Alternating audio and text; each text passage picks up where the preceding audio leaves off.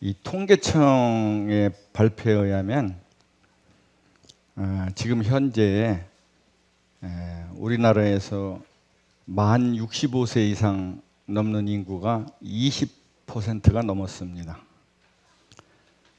그래서 이제 1,000만 명이에요. 만 65세 이상이. 갑자기 이제 그 수명이 이렇게 늘어나다 보니까 사람들이 노후의 삶이 걱정이 되기 시작하면서 생활비 때문에 다 연금 자산을 좀 모아야 된다. 난리가 났어요. 근데 이제 또 오래만 살면 뭐하냐. 건강하게 살아야지. 그래서 건강 수명이 또 화두가 되면서 무슨 자산을 또 얘기하냐면 근육 자산을 또 얘기를 하더라고요. 그래서 이제 예를 들면 이제 종아리 근육 같은 것은 종아리 근육 제2의 심장이라고 그럽니다. 그래서 이 순환계의 건강은 심장만 있는 게 아니라 이 종아리 근육이 튼실해야 이 혈액 순환이 잘 되고 이제 치매 같은 것도 안 되고 여러 가지 이제 이 면역력이라든지 여러 가지 이 건강 기능에 영향을 줍니다. 그러면 연금 자산과 근육 자산만 충분하면 우리의 삶이 과연 의미 있고 과연 가치 있는 그런 삶이 될 것인가? 성도님들도 잘 아시는 것처럼 영원하고 절대적인 것에 연결이 되지 않으면 그 어느 것도 참으로 의미 있고 참으로 가치 있는 게 없어요. 이게 무슨 학문적으로 연구하고 누구한테 배워서가 아니라 나이가 들으니까 그렇더라고요. 근데 우리가 다 아는 것처럼 영원하고 절대적인 것, 그건 아버지 하나님과 우리 주 예수 그리스도밖에 없잖아요. 그래서 이 영원하고 절대적인 것에 연결이 되지 않으면 우리의 삶이 아무리 이 연금 자산과 또 근육 자산을 갖춘다고 하더라도 의미 있고 가치 있는 삶을 살 수가 없습니다. 그래서 나이가 들면 영적 자산이 필요해요. 우리 젊은 형제자매님들에게도 마찬가지지만 특별히 나이 드신 형제자매님들에게는 이 영적 자산이 필요합니다. 왜냐하면 본이 되어야 되기 때문에 그래요. 먼저 믿었고 오랫동안 주님과 동행하는 삶을 살았기 때문에 자신도 그리스도 안에 서야 되지만 남들, 특별히 자기 자녀들, 관계된 여러 그 뒤에 후배들을 세우는 그런 일들을 해야 되기 때문에 그래서 새해에는 우리 인천 성도교회가 이 영적 자산을 풍성하게 가지는 이 말씀과 기도 그리고 이 말씀과 기도를 통해서 깨달아서 얻게 된 것을 온전케 하는 순종, 이것을 통해서 영적 자산을 우리가 다 풍성하게 가지기를 구합니다. 잠깐 기도하시고 5분이 지났네. 말씀 나누도록 하겠습니다. 아버지 하나님, 하나님 아버지의 영원하시고 절대적인 말씀과 성도인 저희 사이에 보혜사인 성령님의 도우심이 없으면 영원한 평행성에 있는 것을 고백을 드립니다.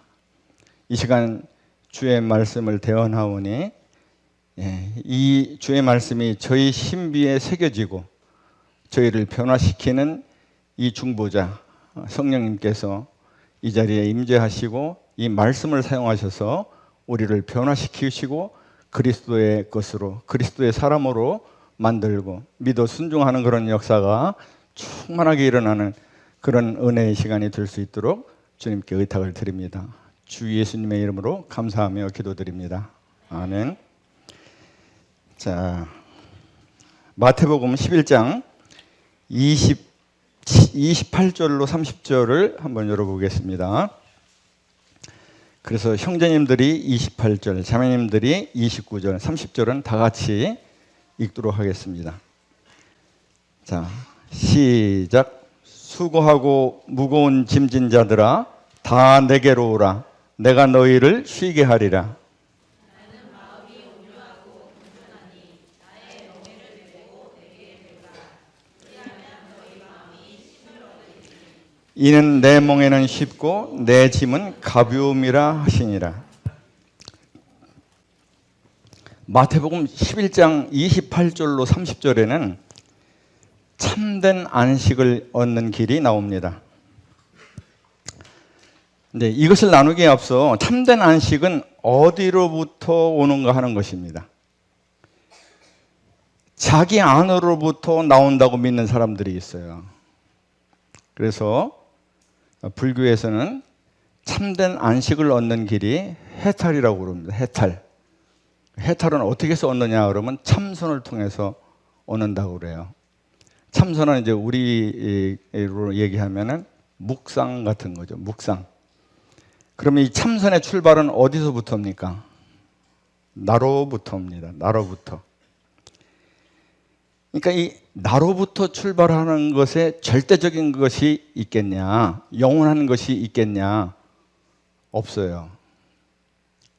그래서 나로부터 출발해서 얻은 어떠한 참선에 의한 그런 결론도 절대적이지 않아요. 그래서 이거는 내가복음입니다. 내가복음. 두 번째는 세상으로부터 온다고 믿는 사람들이 있어요. 그래서 누가복음 12장 19절을 한번 보겠습니다.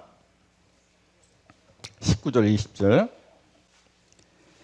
또 내가 내 영혼에게 이르되 영혼아 여러 해 쓸 물건을 많이 쌓아두었으니 평안히 쉬고. 안식을 얘기하는 거죠. 자기 영혼에게 얘기합니다. 물건을 많이 쌓아놨으니까 평안히 쉬고 먹고 마시고 즐거워하자 하리라 하되 하나님은 이르시되 어리석은 자여 오늘 밤에 내 영혼을 도로 찾으리니 그러면 내 준비한 것이 누구의 것이 되겠느냐 하셨으니. 그러니까 이 세상으로부터 이 안식이 참된 안식이 온다고 믿는 사람들은 이거는 시작부터가 잘못된 겁니다. 왜 그러냐 그러면 피조세계, 피조된 것에는 절대적이고 영원한 것이 없어요. 그건 다 지나가는 겁니다. 그러니까 시작부터가 잘못된 거예요. 내가복음도 그 주체가 나니까 피조물이에요. 절대적이고 영원하지 않습니다. 그래서 우리가 뭐 다 아는 대로 돈으로 휴가는 살 수 있지만 돈으로 참된 안식은 살 수 없습니다. 근데 오늘 본문에서는 참된 안식은 위로부터 온다라고 말씀하고 있습니다. 세 가지가 있습니다. 자, 첫 번째는 28절에 그 첫 번째 길을 제시하고 있습니다. 자, 세 가지 길인데 첫 번째 길은 뭡니까? 28절에 내게로 오라는 거죠. 내게로 오라. 여기서 이제 오라라고 하는 것은 그냥 단순히 오는 것을 얘기하는 것이 아니라 주님을 예수 그리스도와 구주로 믿고 영접하라는 얘기입니다. 내게로 나오라는 얘기는. 그다음에 두 번째는 29절에 있습니다. 두 번째는 뭡니까? 나의 멍에를 매라는 거죠. 이것은 오늘의 주제입니다. 그러니까 이건 오늘 계속 이 말씀이 나올 거고. 세 번째는 뭡니까? 내게 배우라는 거죠. 이 내게 배우라는 것은 주님께 배우는 것인데 주님의 가르침을 받아 그 가르침대로 살아가는 것, 이게 이제 주님께 배우는 것입니다. 근데 여기서 중요한 것은, 이게 참 중요한 건데, 주님께 배우는 것은 주님의 멍에를 메어야 비로소 배울 수 있다는 것입니다. 주님께 배우는 것은 어떻게 해야 비로소 배울 수 있다고요? 주님의 멍에를 메어야. 안 메고도 만약에 주님을 배울 수 있다 그러면 주님이 왜 내 멍에를 메고 내게 배우라고 그러시겠어요? 주님의 멍에를 메지 않으면 배울 수가 없기 때문에 그렇습니다. 그래서 오늘 이게 이제 그 멍에하고 관계된 그거기 때문에 오늘 이제 그림에서 보여드릴 텐데,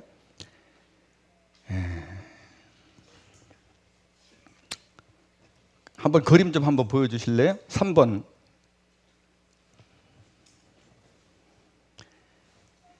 여기에 이제 뒤에 주인이 있게 되거든요. 뒤, 그죠? 뒤에서 이렇게 으랴으랴 하면서 이렇게 밭을 갈게 되니까, 그러면 이제 뒤에서 농부가 이렇게 이게 이 너울이라고, 이거 뭐라 그러지 이걸? 이걸 이제 끈을 딱 잡고서 이렇게 이제 채찍질하면서 이렇게 갈 때, 이 농부의 오른쪽에 있는 소를 안소라고 그럽니다. 안소. 이게 이제 프로예요. 아주 잘 훈련된 일을 잘하는 소입니다. 능력 있는 소예요. 그러니까 실질적으로 어떤 밭을 맨다 그럴 때 실질적으로 일하는 것은 요 안소예요. 왜 결의를 하냐? 하나가 아니라, 우리나라는 하나가 많잖아요. 근데 이스라엘은 땅이 척박해요. 그래서 이 소 하나의 힘으로는 밭을 맬 수가 없습니다. 그리고 이 밭을 깊게 파야 농사가 잘 되는데, 밭을 깊게 파려고 그러면 이 소 한 마리의 힘으로는 부족합니다. 근데 요 옆에 있는 소, 이 옆에 있는 소를 뭐라고 그러냐면 마라소라고 그럽니다. 마라소. 이 마라소는 일을 못하는 소예요. 아예 일을 한 번도 해본 적이 없거나 일을 잘 못하는 소입니다.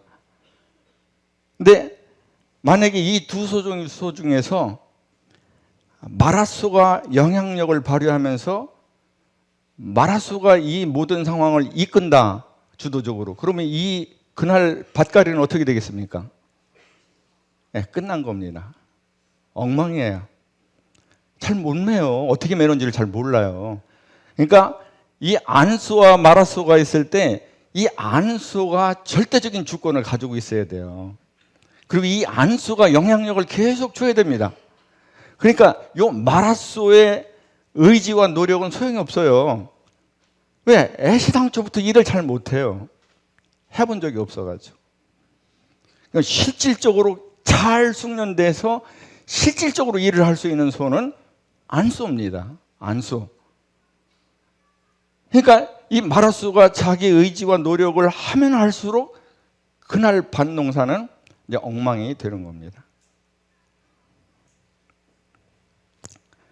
그래서 예수 그리스도에게 나아가는 것이 곧 예수 그리스도의 멍에를 매기 위한 것입니다. 왜 나가냐?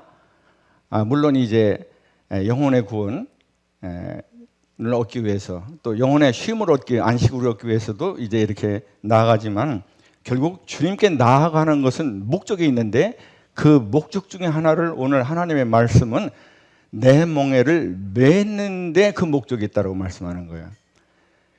그러니까 만약에 어떤 사람이 주님께 나아가서 영혼의 구원을 받고 영혼의 안식을 얻었는데 이 주님의 멍에를 매지 않았다, 그러면 그 사람은 어떤 일이 일어나냐 그러면 주님을 배우지 못하는 거예요. 그러니까 주님을 참으로 배우지 못하니까 이제 세월이 갈수록 신앙생활을 하면서 하나님의 말씀에 대한 지식은 늘어날 수 있습니다. 또 교회 생활은 세련되게 할 수 있어요. 사람이 맨날 그 자리예요. 제 얘기하는 겁니다. 맨날 제 자리야. 어떻게 좀 심하게 얘기하면 현상 유지하기도 어려워. 막 구원을 받고 뜨거워서 주님 말씀만 하시옵소서, 제가 순종하겠습니다, 이때보다도 못할 수가 있다는 말이죠. 그래서 주님의 멍에를 매기 위한 것이고, 예수 그리스도의 멍에를 메어야만 비로소 예수 그리스도의 가르침을 받고 그 가르침대로 살아갈 수 있는 것이기 때문에, 이 마태복음 12장, 마태복음 11장 28절로 이 30절의 말씀의 주제는 뭐냐? 내 멍에를 매는 것이, 예수님 그리스도의 멍에를 매는 것이 핵심이라고 볼 수 있습니다. 그래서 오늘 말씀의 제목은 내 멍에를 매라입니다. 자, 멍에는 성경에서는 두 가지 의미가 나옵니다. 첫 번째는 주인과 종의 관계에서 멍에가 한번 나오고, 두 번째는 스승과 제자의 관계에서 멍해가 또 한 번 나와요. 그래서 디모데전서 6장 1절 안 찾아보셔도 됩니다. 디모데전서 6장 1절에 보면 멍에 아래에 있는 종이라는 말씀이 나옵니다. 종을 설명을 하는데 멍에 아래에 있다라고 표현을 해요. 무슨 멍에 아래에 있어요? 주인의 멍에 아래. 다른 말로 표현하면 주인의 주권 아래, 주인의 영향력 아래, 주인의 이끄심 아래, 이렇게 되는 거예요. 그래서 이 멍에 아래에 있는 종의 의미는 종은 주인과의 관계에 있어서는 자기 주도권이 없다는 거죠. 자기 길이 없어요. 마이 웨이가 없어요. 오직 마스터스 웨이, 주인의 길, 이것만 있는 거예요, 종에게는.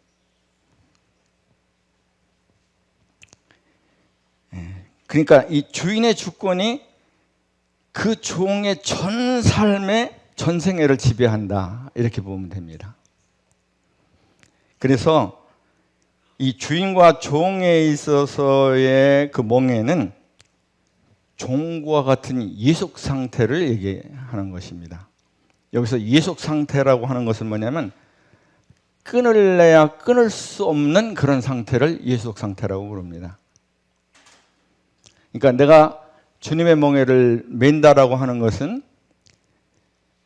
종의 자리로 들어가는 것이고, 그 종의 자리를 끊을래야 끊을 수 없는 그런 예속 상태로 들어가는 것을 얘기하는 것입니다. 그게 멍에를 맨다라고 하는 것의 의미예요. 근데 그렇게 하지 않으면 너는 나를 배울 수 없다는 거예요. 참 두려운 말씀이죠.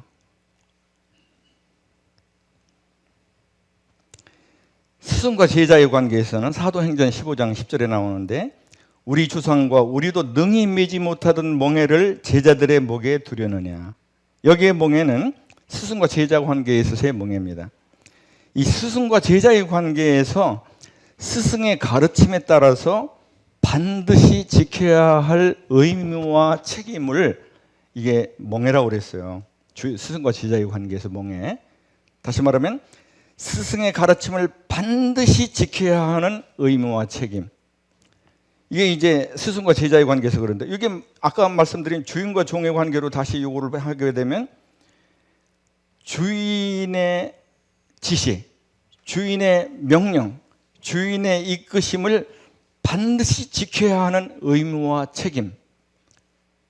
이거는 언제 가능하냐 그러면 종처럼 예속 상태로 그분에게 매여 있을 때 가능한 거예요. 그러니까 프리랜서로는 안 되는 거예요. 요즘 아나운서들 보면 프리랜서가 많은데 그 프리랜서로는 안 되는 거죠. 그 사람은 이미 방송국 사람이 아니에요. 자기 개인 사업자지.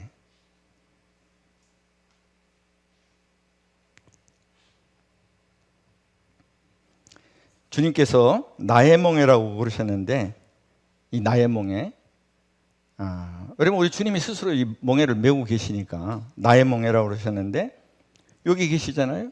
여기 이게 여기에 왼쪽 여기 하얀 그 머리에 이렇게 있는 게, 이게 하나님 나의 멍에라고 하는 건 뭐냐면 하나님 아버지에 의해 예수 그리스도께 메워진 멍에예요. 하나님 아버지에 의해 예수 그리스도께 왜 이렇게 발음이 이렇게 어긋나요? 하나님 아버지에 의해 예수 그리스도께 메워진 멍에, 그게 나의 멍에라고 주님이 부르시는 겁니다. 그래서 요한복음 4장 34절에 보면은 내 양식은 나를 보내신 이의 뜻을 행하고 그의 일을 온전히 이루는 이것이니라. 이 말씀이 나는 하나님 아버지로부터 하나님 아버지, 곧 나를 보내신 분, 그분의 뜻을 행하고 그분의 뜻을 온전히 이루는 것이 내 멍에다. 그렇게 말씀하고 있는 거죠. 요한복음 6장 38절에서는 내가 하늘에서 내려온 것은 내 뜻을 행하려 함이 아니요 나를 보내신 이의 뜻을 행하려 함이니라. 하나님의 뜻을 행하는 것이 하나님 아버지께서 우리 주님께 메워주신 멍에라는 거죠. 그래서 이 주님의 멍에는 뭐냐면 우리와의 관계에서 하나님과 우리 주님과의 관계에서는 그런데 주님과 우리와의 관계에서는 주님께서 전적인 주권을 갖고 있는 그런 주님의 멍에를 얘기하는 것입니다. 그래서 이 밭을 매려고 그럴 때, 우리가 사역을 하려고 그럴 때, 주님의 말씀을 순종하는 그리스도인으로서의 삶을 살려고 그럴 때 주도권을 누가 갖냐? 내가 가지면 망하는 거예요. 그 농사 다 망치는 겁니다.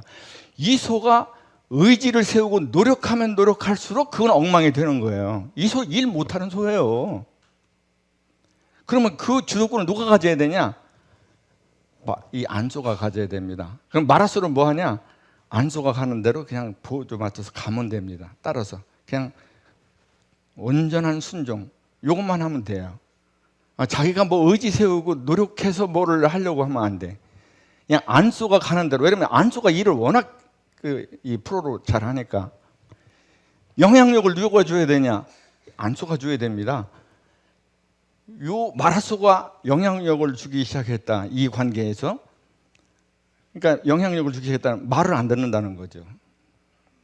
자기 생각을 얘기하고 내 생각에는 이렇게 한다고 좀 생각해 보겠다든지 이렇게 하게 되면 이제 문제가 생기는 거죠.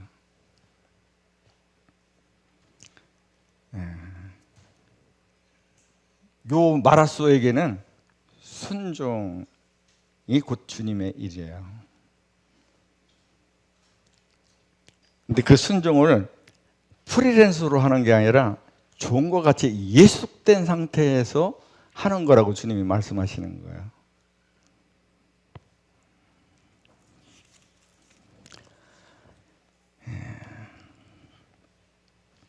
아까 찬송에서 거저받은 것이니 내 삶을 주님께 다시 올려드립니다. 이런 찬송의 가사가 있던데 내 삶을 주님께 다시 올려드리는 것의 실제적인 길이 뭐냐? 주님의 멍에를 매는 것에서부터 출발입니다. 그러면 내 삶을 주님께 다시 거저받은 거니까 다시 돌려드리는 게 가능해요. 근데 이 마라소가 자기 위치를 잃어버리고 영향력을 발휘하는 순간 망치는 겁니다. 망치는 거예요. 이 나의 멍에를 메고라고 하는 것에서 이제 제게 이제 제일 큰 은혜가 된 것은 뭐냐면 우리 주님께서 이 절대 권력을 가지신 주인이시면서 종의 자리에 기꺼이 서서 여기 지금 자리가 주님이 안수라고 그래도 여기가 종의 자리잖아요. 그러면 주님이시면 그래도 그냥 저 뒤에 농부 정도의 지위는 차지하시고 하셔야 되는데 농부도 아니야 우리 주님이. 여기 종의 자리에서 안소의 자리에 있으시면서 내 멍에를 매라고 그러는 거거든요. 마라소인 일도 못하는 저한테. 종의 자리에 기꺼이 서서 종이나 매는 그 멍에를 하나님 아버지의 뜻에 따라서 기꺼이 종으로서 아버지께서 주신 멍에를 매시고 계시다는 거예요. 이게 제겐 너무나 큰 은혜가 됐어요. 그러니까 이 주님의 삶의 방식은 저하고는 너무나 다르더라고요. 아니 이 주님이 절대 주권자인데 이 농부만 돼도 농부도 일꾼이잖아요. 그게 아니고 지주도 또 권력 앞에 꼼짝 못 하잖아요. 그러니까 그분 위에 권력 뭐 이렇게 하셔도 얼마든지 되실 텐데 그게 아니고 현장에서 직접 밭을 매는 종의 자리에 안수로 우리에게 계속 우리를 이끄시면서 영향력을 끼치면서 이 아무것도 할 줄 모르는 이 마라소를 일 잘하는 그런 소로 양육시키고 훈련시키는 그 일을 우리 주님이 종의 자리에서 하고 계신다는 게 너무나 은혜가 됐어요. 왜 주님이 이렇게 종의 자리에서 멍에를 매시냐? 먼저는 하나님 아버지를 위해서 그렇게 하신 겁니다. 그리고 두 번째는 바로 우리들을 위해서 그렇게 하신 거예요. 예. 주님은 제게 이제 굉장히 위로와 격려가 되는 그런 것은 뭐냐면, 주님 자신도 안 매신 멍에를 우리에게만 매라고 하시는 게 아니라 주님께서 이와 같이 먼저 매셨다는 거예요. 이게 굉장히 위로와 격려가 되더라고요. 우리 주님께서는 자신이 먼저 걸어보신 길이 아닌 것을 우리에게 주님 자신은 행하지도 않으면서 뒤에서 이렇게 서 계셔가지고 명령만 하시는 분이 결코 아니시라는 거예요. 주님은 당신이 다 이미 행하신 것을 우리에게 행하라고 명령하시는 것입니다.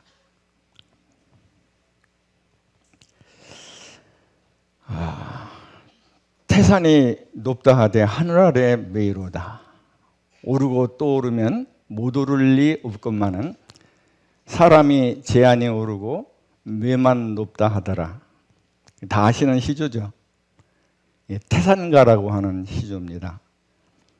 이 시조를 혹시 누가 썼는지 아시는 분 계세요? 양사원이라고 하는 분이 쓰신 시조입니다. 양사원. 근데 이분의 출생과 이분의 입신양명에는 아주 드라마틱한 그런 이야기가 있어요. 이분의 아버지가 양민이라고 하는 분인데, 이분이 이제 임금님으로부터 전라남도 영광의 사또로 임명을 받고 이제 부임지로 내려가는 길입니다. 근데 그때가 농번기라 어느 마을에 다다르는데 사람이 없어요. 근데 이제 이 집 저 집을 이렇게 기웃기웃 그러면서 이렇게 가는데 어느 집에서 이렇게 소녀 하나가 또르르 나옵니다. 그러면서 자기가 행로길에 시장하실 텐데 제가 아침 식사를 차려서 대접을 하겠다고 그래요. 그러면서 신관사또께서 거리에서 식사를 하시는 것이 당치 않으니 자기 집으로 들어오셔서 식사를 하시라고 누추하지만, 근데 이제 이 소녀가 얼마나 그 하는 태도나 그 예의나 이런 것이 어른스럽던지 이 양민이라고 하는 그 신관사또가 굉장히 마음으로 이제 감탄을 하게 됩니다. 그리고 이제 그 소녀가 차려준 밥을 잘 먹고 그리고 마음에 감사한 마음이 들어서 그 처녀에게 그 소매에서 이제 청선과 홍선, 이 선이라는 건 부채선인데 청색 부채와 홍색 부채 두 자루를 내주면서 이렇게 얘기를 해요. 이거는 채단 대신 너에게 주는 것이니 받으라 그래요. 이 채단이라는 게 뭐냐면 결혼 전에 신랑이 신부집에 보내는 청색 옷감, 주로 비단인데 청색 옷감과 홍색 옷감, 이거를 이제 채단이라고 합니다. 퇴백 때 드리는 거예요. 결혼이라는 의미입니다. 그것이. 그거를 이제 밥을 먹고 감사해서 그냥 농담조로 얘기를 하고 이제 갔어요. 그래서 이제 영광에 이르러서 이제 여러 가지 바쁜 일로 이렇게 시간이 지나가서 몇 년이 흘렀는데 어느 날 이제 그 시골 노인 한 분이 찾아오신 거예요. 그러면서 수년 전에 어떤 소녀가 사또께서 이렇게 부임제 내려오시는 길에 아침상을 차려서 드린 것을 드시고 그리고 청선과 홍선 이 두 자루를 주신 적이 있냐. 양민이 생각을 해보니까 생각이 왜 안 나겠어요. 그래서 그런 적이 있다고. 그때 굉장히 감사하고 지금도 감사하게 생각하고 있다고. 그러니까 그 딸년이 제 관연한 여식인데 이제 혼기가 차서 시집을 보내려고 그래도 그 어디에도 시집을 안 가겠다고 그래가지고 제가 영문을 몰라서 찾아봤습니다. 그래요. 그러니까 이 양민이 찔리는 데가 있는 거죠. 왜냐하면 피백 대신 주는 거라고 그랬거든요. 그 청선과 홍선을. 그러면서 그 양민이 그렇게 얘기를 합니다. 이렇게 이 소녀가 이렇게 그 정성이 지극한데 내가 어떻게 그것을 모른 척 할 수 있겠냐. 내가 나를 잡아서 아내로 맡겠다. 그래서 아내로 맞았어요. 그 소녀를. 근데 이제 문제는 이 양민이라고 하는 신관사또의 정실 부인이 있어요. 그리고 정실 부인하고의 사이에 사준이라고 하는, 양사준이라고 하는 아들이 이미 있었습니다. 그런 상태로 이제 시집을 가게 된 거예요. 이 처녀의 이런 의지하고 상관없이 자기가 선택해서 간 거야 아니고. 그러고서 이 처녀가 이제 시집을 가서 이 사언이라고 하는 양사언, 오늘 태산가를 지은 사람입니다. 그 다음에 사기, 이 두 형제를 낳았는데 이 세 형제가 얼마나 이 총명하고 그리고 이 지혜가 재주가 출중하고 이 풍채가 아주 좋고 그리고 이 삼형제 간의 우애가 그렇게 좋아가지고 모든 사람한테 이 인정을 받고 칭찬이 자자한 그런 상태로 이렇게 이제 살았는데 이제 그렇게 살아가다가 정실 부인이 죽게 됐어요. 그래서 이제 후실, 이제 말하자면 첩이죠. 후실이 이제 양사원의 어머니가 이제 모든 살림을 도맡아 하게 되고 그리고 이제 그 세 아들을 아주 훌륭하게 잘 키웠습니다. 근데 그러던 중에 이 사또인 양민도 죽게 됐어요. 그래서 이제 양민의 그 추상날 이제 모든 일가 친척이 다 모인 그런 자리에서 이 양사원의 어머니가 이렇게 얘기를 합니다. 내가 양씨 가문에 시집을 와서 아들 둘을 낳았고 이 아들이 이 총명하고 재주가 뛰어나고 그리고 풍채도 좋고 그래서 아주 훌륭한 그런 제목이 될 그런 아들들인데 이게 이 조선의 풍습이 이 서자, 첩의 아들이라고 그래서 이 사람 노릇을 못하는 이런 자기가 받은 그런 모든 재주와 그런 그 총명을 어떻게 써보지도 못하고 이 꽃도 못 피우는 근데 이런 것이 내 천추의 한이다. 근데 그러면서 이제 내가 영감님 죽은 이때에 내가 같이 죽게 되면 사람들이 내 존재를 모르게 될 것이고 이 사언과 사기가 이 출신이 뭔지를 사람들이 잘 혼동돼서 모를 거다. 그러면서 큰아들한테 얘기를 합니다. 큰아드님께서는 이제 저한테 약조를 하나 해주시면 좋겠는데 이제 내가 죽은 후라도 이 사언, 사기 이 두 형제한테 서자라고 하는 얘기를 절대로 부르지 않겠다고 약조를 해주시면 내가 죽어서도 영감님 곁에 편히 누울 수 있겠습니다. 그렇게 하고 품 안에서 단검을 꺼내서 그 자리에서 자결을 해요. 실제 사건입니다. 자결을 해서 아들 셋이 달려들어가지고 어머니 하고 했을 때는 이미 세상 사람이 아니에요. 그렇게 하고 나서 이 양사원이 어떻게 됐냐? 과거 시험을 봐서 장원급제를 했어요. 그리고 이제 조선시대 미술계 화가 중에 가장 뛰어난 3인을 고르라 그러면 보통 3원을 얘기합니다. 단원 김홍도, 해원 신윤복, 오원 장승업. 그러면 조선시대의 서예계의 최대 서예가 세 사람을 뽑아라 그러면 석봉 한후, 이 사람이 이제 한석봉입니다. 그 다음에 추사 김정희, 그 다음에 세 번째가 복내 양사원. 이 사람이 장원급제를 해서 높은 관직에 올라가고 그리고 조선시대 3대 서예가, 근데 특별히 그 중에서 초서체는 조선시대 최고의 서예가라고 일컬음을 받는 이 양사원인데 이 사람이 이렇게 될 수 있었겠어요? 없었겠어요? 안 되는 거죠. 왜냐하면 조선시대에서 서자, 첩의 아들, 그러면 그거는 사람 노릇하기는 끝난 겁니다. 왜냐하면 그 서자 아들이라는 게 그의 전 삶을 옥죄는 거예요. 다 영향력을 끼쳐서 아무리 총명하고 아무리 재주가 있고 아무리 풍채가 좋아도 다 꽝이야. 그러니까 양사원의 어머니가 이 사원의 목에서 이 서자의 몽해를 벗겨내려고 대신 죽은 겁니다. 근데 우리 주님께서는 이 경우하고는 반대로 도리어 우리에게 주님의 몽해를 매게 하기 위해서 대신 죽으신 거예요. 왜 그러셨냐? 안 그러면 주님을 못 배워요. 신앙생활이 허당이야. 허당. 주님을 못 배우는데 뭘로 밭을 갈겠어요? 나는 밭 갈 줄 모르는데.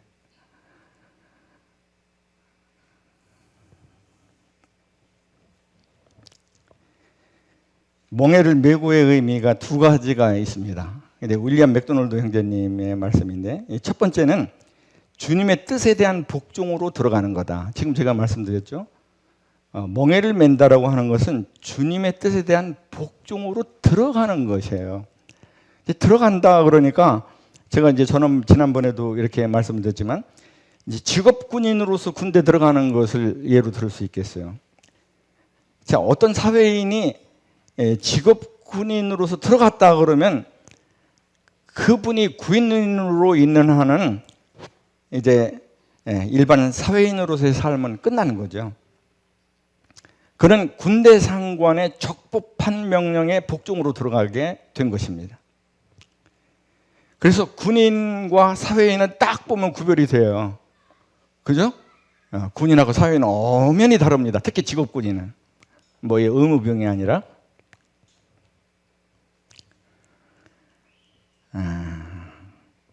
만약에 이 군인으로 직업군으로 들어갔는데 뭐 의무병도 마찬가지긴 하지만 거역했다 상관의 적법한 명령에, 그럼 어떻게 됩니까?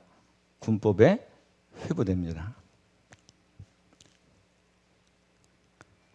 그래서 우리 그리스도인에게도 이제 군인과 사회인의 구별과 마찬가지로 말씀의 종이 된 사람과 말씀에 자유한 사람은 구별이 딱 됩니다.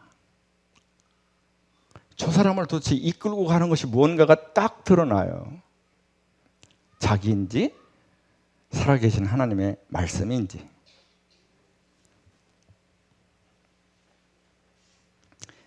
예비군하고 직업군인의 차이를 생각해 봤어요. 예비군과 직업군인의 차이.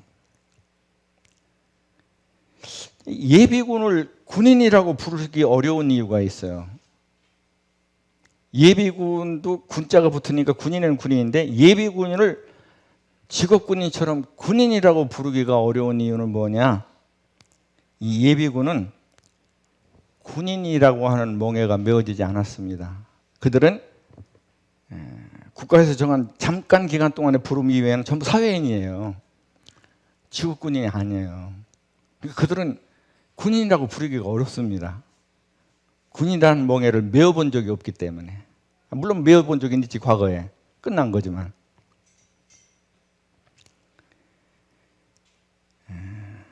그래서 예비군과 직업군인의 차이처럼 주님의 멍에를 매지 않은 그리스도인과 주님의 멍에를 맨 그리스도인의 차이는 예비군과 직업군인처럼 차이가 이렇게 확연히 군인이라는 측면에서 볼 때 납니다.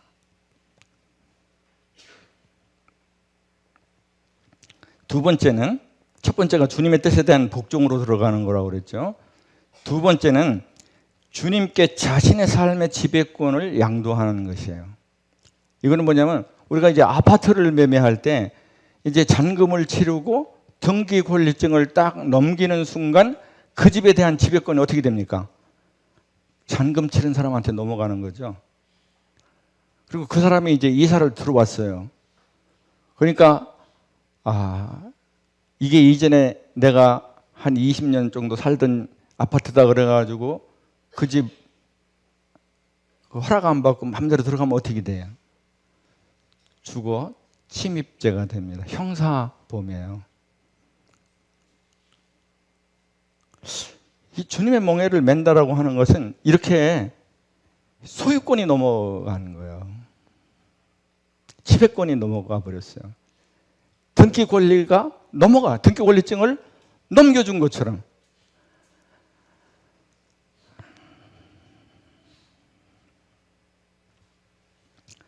이 정리를 해보면 멍에를 맨다라고 하는 것은 이 두 가지 것을 정리해보면 주님의 뜻에 대한 복종으로 들어가는 것과 주님께 자신의 삶의 지배권을 양도하는 것이라고 하는 걸 이렇게 정리를 해보면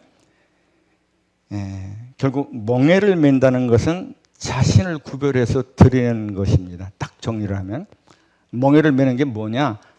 자신을 구별해서 드리는 거예요, 주님께. 근데 제가 이제 주님께서 제가 이제 이렇게 보게 하시고 이렇게 알게 하신 건 뭐냐면, 거룩이라고 하는 것을 그 성경 사전에서 찾아보니까 거룩의 정의가 딱 두 가지로 이렇게 나와요. 하나는 뭐냐면 죄악된 것과 부정한 것, 세상에 속된 것으로부터 분리되고 구별돼요. 그러니까 죄악으로부터 구별된다는 거죠. 세속적인 것으로부터 구별되는 거. 두 번째는 뭐냐면 오직 자신을 하나님의 소유로서 자신을 구별하여 드리는 것. 이게 거룩이라는 거예요. 성경사전의 정의가, 거룩의 정의가 구별과 드림이에요. 그러고 보니까 로마서 12장 2절에 뭐냐면 너희 몸을 거룩한 산 제사로 드리라 그랬거든요. 거룩한, 구별이 들어가죠. 드리라, 드림. 그러니까 결국 멍에를 매는 게 뭐하고 같으냐면 로마서 12장 1절하고 똑같더라고요, 이게. 그리고 이 거룩이라고 하는 게 이제 구별해서 드리는 건데, 이 구별해서 드리는 것이 지금 오늘 우리가 보는 것처럼 멍에를 매는 거예요. 그래서 제가 이제 알게 된 것은 뭐냐면, 우리가 거룩하길, 하나님이 거룩하니 너희도 거룩하라 그러셨으니까 거룩하기를 소원하고 거룩하기를 원하는데, 그러면 거룩하게 되는 실제가 뭐냐, 어디서부터 거룩이 출발되는 거냐, 주님의 멍에를 매는 것으로부터 거룩이 출발되는 거더라고요. 그러니까 주님의 멍에를 매지 않으면 거룩 자체가 출발을 안 한 겁니다.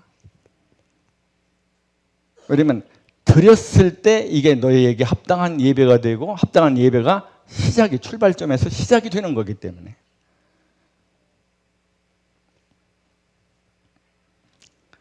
성도가 주님의 종이 되어서 주님은 왕권을 갖고 말씀으로 지시하시고, 이게 이제 안수죠.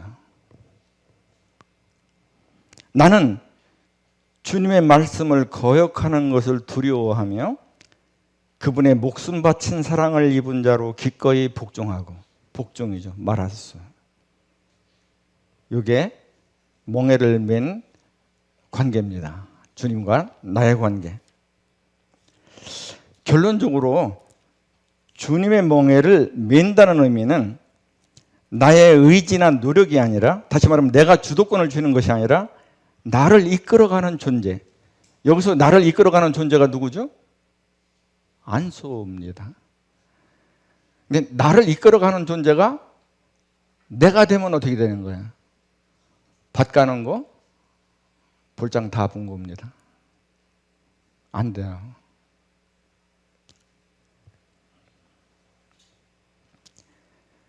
나를 이끌어가는 존재, 안소죠. 내 주인에게 전적으로 순종하는 것을 말한다. 멍에를 맨다는 의미는, 주님의 멍에를 맨다는 의미는 나의 의지나 노력이 아니라 나를 이끌어가는 존재에 전적으로 순종하는 것을 말한다. 그러면 나의 의지나 노력은 어디에 포지션이 되느냐? 나의 의지나 노력은 나를 이끌어가는 존재의 이끄심에 종속되어져야 한다는 거죠. 마라소처럼. 이 마라소의 의지와 노력은 이 안소에 이끄는데 종속되어져야 돼요. 종속되어지지 않고 독립선언을 하기 시작하면 이게 이제 망치는 길이에요.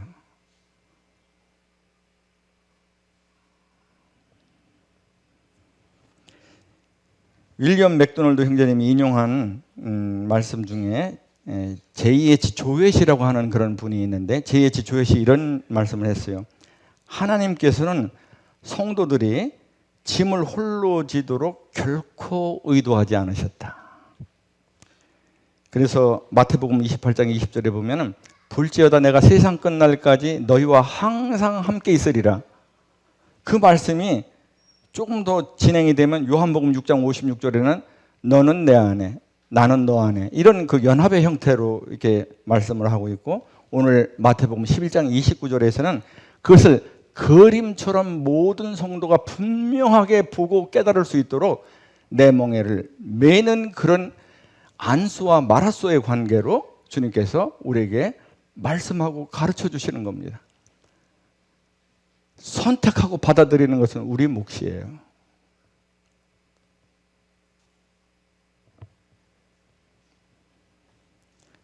출애굽기 33장 13절로 14절을 한번 보겠습니다.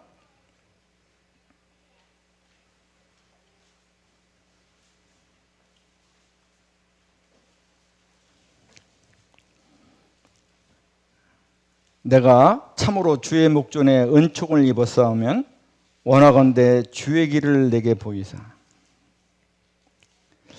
아까 제가 말씀드릴 때 이 멍에를 매지 않으면 주님에게 배울 수 없다 그랬는데, 배우는 것 중에 하나가 뭐냐면 주의 길이 무엇인지를 배우는 거예요. 근데 여기 지금 뭐냐면 내게 보이사, 내게 주를 알려달라고 그랬는데, 지금 이 상황이 어떤 상황이냐 그러면 그 금송아지 숭배 사건, 시내산 아래에서 금송아지 숭배 사건으로 하나님께서 내가 너희와 함께 동행하지 않겠다라고 선언하신 이후의 얘기입니다. 함께 동행하지 않으면 오늘 우리가 얘기하는 바라면 이게 하나님과 같이 하나님의 멍에를 매지 않은 상태가 되는 거예요. 그러면 그 순간 뭐냐면 길을 알 수가 없는 거예요. 주님의 길을. 그러니까 여기 지금 모세가 뭐라 그러면 주의 길을 내게 보여주십시오. 그렇게 하는 겁니다. 내게 주를 알려주십시오. 좀 배울 수 있게.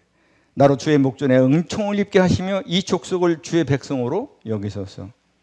14절에 여호와께서 이르시되 내가 친히 가리라. 내가 너를 쉬게 하리라. 만약에 여기서 안소의 중심적인 역할이 없이 이 마라소가 또 다른 마라소를 자기의 멍에 끼우고, 이 마라소가 말이에요. 안소가 없이 마라소가 또 다른 마라소를 그 나머지 한 구멍에 끼고서 만약에 이 밭을 간다 그러면 어떻게 되는 겁니까? 망하는 거죠. 왜냐하면 둘이 다 몰라요. 어떻게 밭을 가라고, 어떻게 일을 해야 되는지. 근데 여기 안소가 딱 모든 밭의 프로이시니까 정확하게 주인의 뜻에 흡족하게 딱 일을 해내는 분이 안소니까. 그러면 어떻게 됩니까? 이 마라소는 쉼을 얻게 됩니다. 그냥 안소가 이끄는 대로 같이 걸으면 돼요. 걷는 건 걸을 수 있으니까. 그걸 순종이라고 부릅니다. 쉽죠? 쉽죠?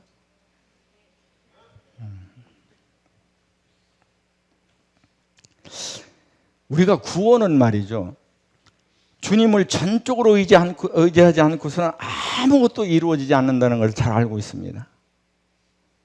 근데 사역에 있어서는 그렇게 생각하지 않는 것 같아요.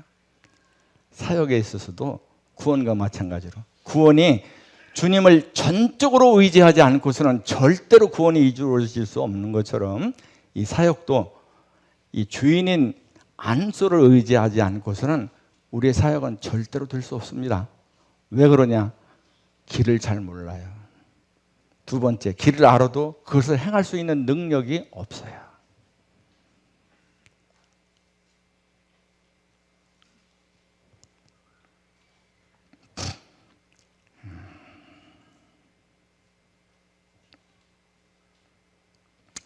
만약에 우리 지금 하는 게 이제 첫 번째는 뭐냐면 28절은 영혼의 쉼, 영혼의 안식, 구원의 안식에 대해서 얘기하는 거죠. 이건 뭐죠? 신분상의 안식입니다. 근데 여기 지금 구체적으로 내 멍에를 매라고 하는 것은 뭐냐면 내 멍에를 매고 주님의 가르침을 받아 주님의 가르침대로 실제 살아가는 것이에요. 이건 뭐냐면 그 신분적으로 얻은 그런 안식이 실제적인 안식으로, 그러니까 말하자면 상태적인 안식으로 넘어가는 거예요. 그래서 이 안소를 따라서 하는 이 마라소는 일을 하면서 계속 안식을 얻게 됩니다. 그것을 사역의 안식, 섬김의 안식, 이렇게 윌리엄 맥도널드 형제님은 말씀하셨어요. 그러니까 이런 거예요.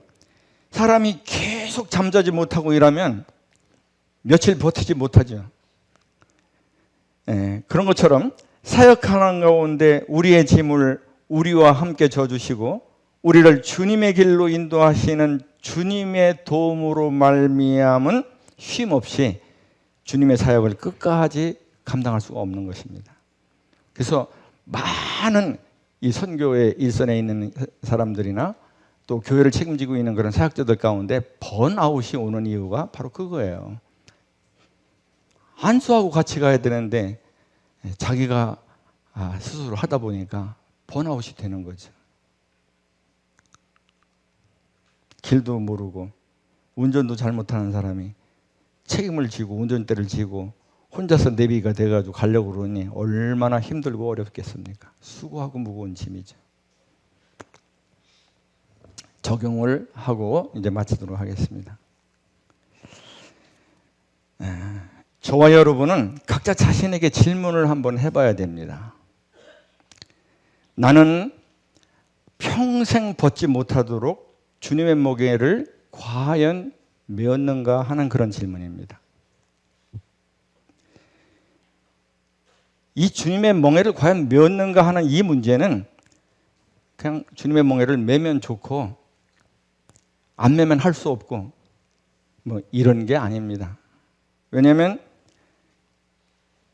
주님의 멍에를 안 맬 것 같으면 지금 여태까지 말씀드린 대로 절대로 주님을 배울 수 없기 때문에 그렇습니다. 주님을 배우지 못하면 우리가 스스로 우리 양심이 말씀하고 우리 양심이 얘기하고 말하고 증거하는 것처럼 주님을 배우지 못하면 잘해봐야 맨날 제자리이거나 주님을 배우지 못해서 육신이 성하게 되면 하나님의 일을 하면서도 하나님의 나라를 세우는 게 아니라 오히려 하나님의 나라를 허는 일을 하게 될 수 있다는 것입니다. 그래서 다가오는 새해에는 저를 비롯해서 모든 성도님들이 이 주님의 멍에를 메고 마라소가 돼서 전문가이신 우리 주님, 프로이신 우리 주님, 우리는 아마추어도 생아마추어인데 생자예요. 근데 그 지식 많은 거는 실제로 적용이 되어야 그게 힘이지, 그냥 지식 많은 것은 그게 실제로 적용이 안 되면 정보입니다. 그래서 우리 모두가 주님의 멍에를 메고 새해를 주님과 함께 동행하면서 이 주님과 함께 동행할 때 주시는 그런 것이 이제 참된 평안과 참된 안식과 참된 자유와 참된 기쁨, 이런 것들이 다 주님과 함께 동행할 때 오는 그런 하늘에 속한 신령한 복인데, 그 복, 그리고 이제 그 하나님께서 주시는 그 하나님의 나라가 우리 천국에 가면 있는 게 아니라 하나님의 나라는 의와 평강과 희락이라고 하지 않았습니까? 의는 뭐냐면 실제로 우리가 믿을 때 주어지는 신분적인 하나님의 의가 있습니다. 우리한테는 다. 근데 그 의를 신분이 아니라 실제 상태로 이루는 것은 주님의 멍에를 메고 주님이 가시는 대로 그 말씀에 순종해서 갔을 때 하나님의 의가 상태적으로 열리는 것입니다. 하나님의 의가 되죠. 갈 때. 그 다음에 희락, 기쁨, 이게 오죠. 옵니다. 찬송과 가사도 있어요. 나중에 말씀드리겠지만. 그 다음에 의와 평강 오죠. 안식이 오는 거니까. 그러니까 주님의 멍에를 메고 주님과 함께 동행하면 그냥 죽어서 천국에 가는 게 아니라 이 땅에서 매일매일 천국의 삶을 누리게 되는 것입니다. 제가 이것을 충만히 경험하고 여러분에게 간증으로 얘기하지 못하는 것을 용서해 주시기 바랍니다. 새해는 다 우리가 그렇게 되기를 바라겠습니다. 감사합니다.